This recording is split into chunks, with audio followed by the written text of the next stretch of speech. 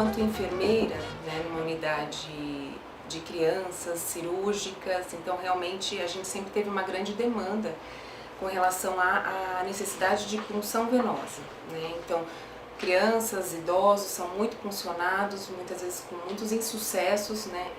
E isso era um grande problema.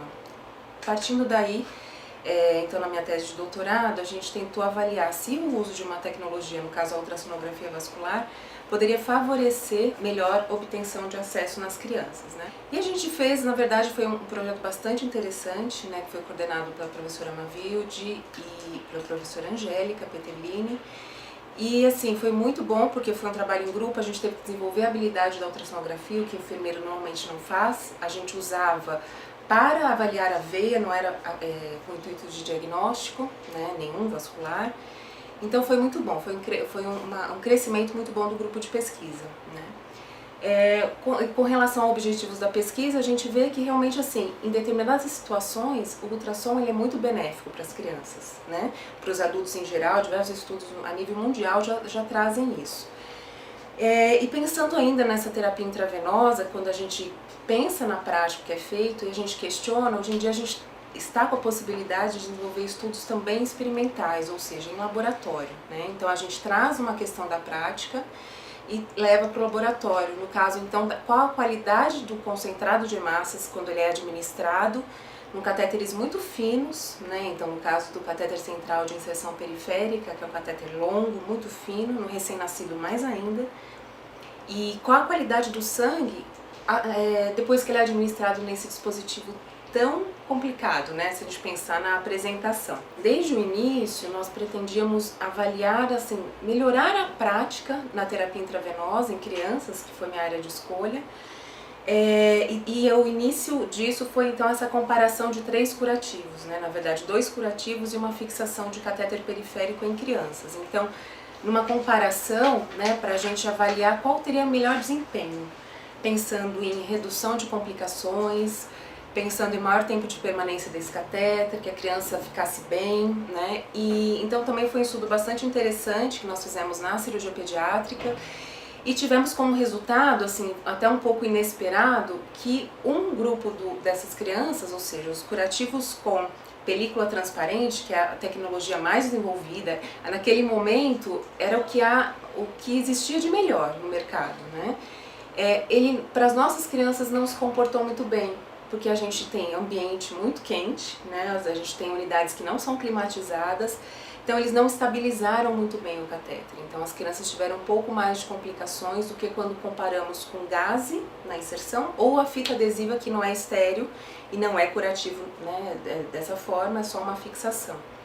Então, assim, pensando o que foi melhor para a nossa população, foi o curativo com gaze e fita adesiva, que, se a gente pensar na nossa realidade brasileira, é bastante interessante, porque ele é barato, ele pode ser desenvolvido na instituição de saúde, né, e previne infecção, né. O que tem de desvantagem realmente é porque você não consegue visualizar a inserção do catéter, que é uma recomendação, e a gente não consegue visualizar porque tem a gaze ali cobrindo.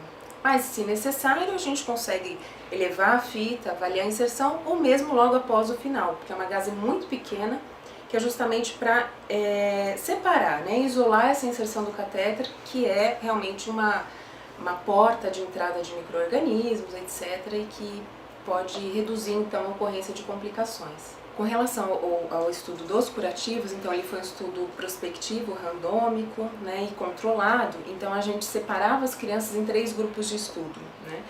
Um grupo era com a gaze e a fita adesiva, outro grupo a película transparente estéreo, e o outro grupo era a fita adesiva. Então, 50 catéteres em cada grupo, né, para que houvesse então essa distribuição.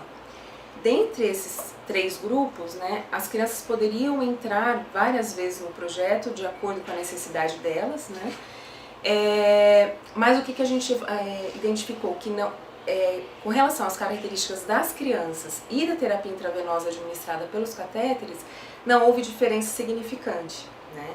O que houve diferença realmente foi quando a gente avalia o curativo, ou seja, realmente o curativo, a estabilização, ele interfere na vida útil do catéter, na ocorrência de complicações. né? Então, características da criança ou da terapia intravenosa não foram significantes. Uma amostra pequena, né? Então, que realmente a gente gostaria de aumentar, né? Por conta de prazo, etc., a gente acabou restringindo. O projeto já da ultrassonografia a gente ampliou, né? Então, quase 400 punções, né? Então a gente incluiu também muitas crianças também nessa característica, sempre crianças de 0 a 12 anos, né? No curativo e na ultrassonografia nós incluímos também até os 18 anos incompletos, que aí já pegaria essa faixa mais da adolescência, né? Que no caso da ultrassonografia é extremamente importante, porque se o paciente colabora com a técnica, né, então a ultrassonografia em tempo real, a gente precisa de uma estabilização, então não pode ficar mexendo. E até a gente teve uma experiência bastante interessante com as crianças, porque a gente desenvolveu um brinquedo que simulava uma ultrassonografia. Quando a gente mostrava para ela o brinquedo, ela fazia e estava tudo muito certo.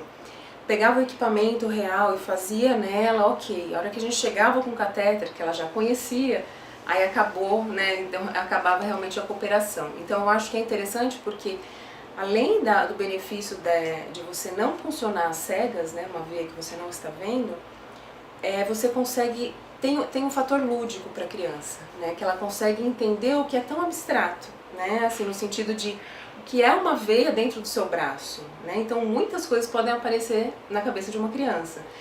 E isso era muito interessante também, então que isso instrumentalizou, né? Orientou, a criança ficou mais consciente do que estava sendo feito, qual era a finalidade, então foi bastante interessante. As crianças sempre, antes de passarem por procedimentos, sejam dolorosos ou não, é recomendado, né, que se faça o preparo dessa criança, e esse preparo vai variar de acordo com a faixa etária, né, a nível de desenvolvimento mesmo, para que ela entenda ou não. De qualquer forma, sempre que a criança é orientada, a família também né, o acompanhante, a mãe, o pai, quem estiver junto. Então isso também é muito interessante. Então o que nós utilizamos? Era sempre a coisa do simulador, né, então nós simulávamos a coisa do ultrassom.